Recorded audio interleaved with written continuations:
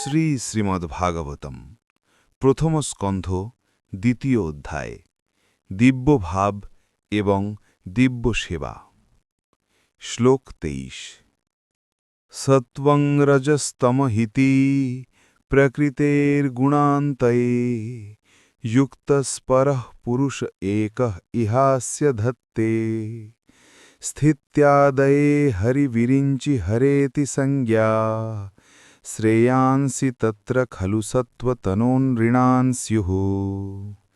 ২৩ অনুবাদ পরমেশ্বর ভগবান সত্ত্ব রজ এবং তম নামক জড়া প্রকৃতির তিনটি গুণের সঙ্গে পরোক্ষভাবে যুক্ত।